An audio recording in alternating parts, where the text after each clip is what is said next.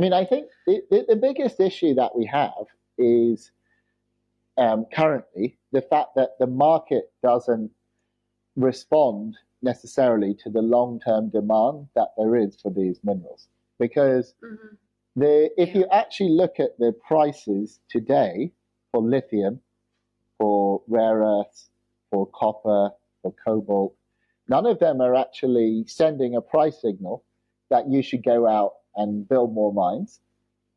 So even though we know that security of supply is a massive issue, the prices don't actually support the free market to go out and construct these mines.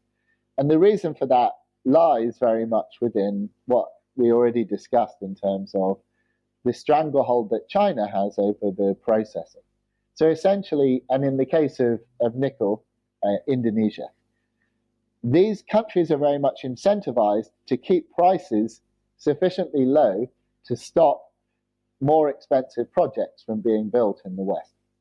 So one of the real challenges for governments in the West who see a strategic requirement for these materials is how they get people to build them in a price environment where you would never do it in terms of the pricing. And that's where the ESG aspect is super important, Anya, because if you want to build something new, you can either have a carrot or a stick.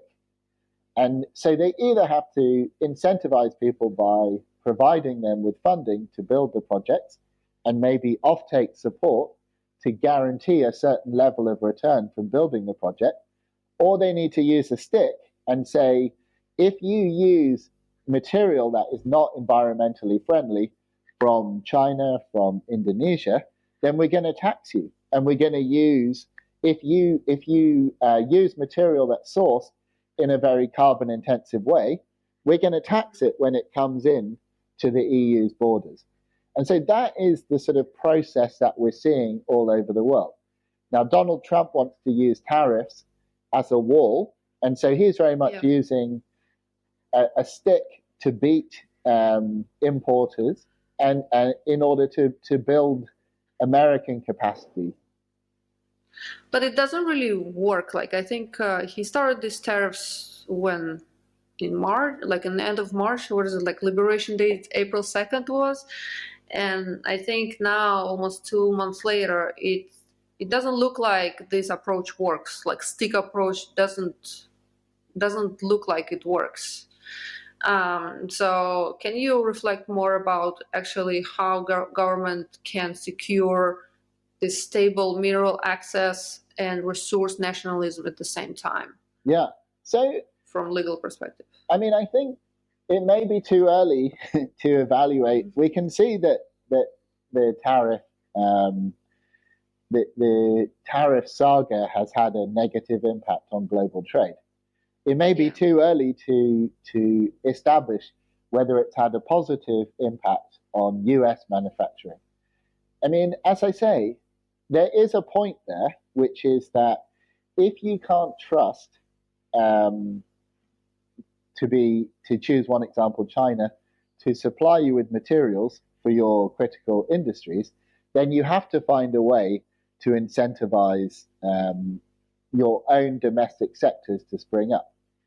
Now, the US have Right. chosen, But if you don't have minerals, you don't have minerals. I yeah, don't think, United States even have like magnesium, let's say, mines. Like they they, they all. have they have huge amounts of materials there. What they don't currently have are the mines and Yeah. the processing capacity that they would need.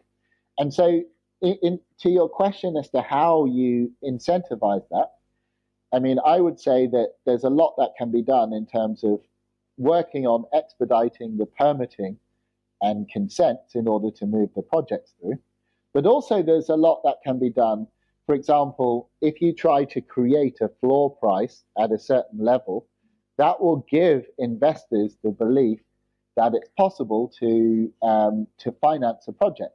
Because if I know that there's going to be a minimum level of pricing for whatever the mineral may be, then that's a financeable proposition. So I think there are mechanisms that can be developed. I think the tariffs themselves, as you say, are a very blunt instrument. And the impact that they've had so far has been very paralyzing on global trade. But there are other mechanisms that could be developed that would be much more positive in terms of developing those supply chains.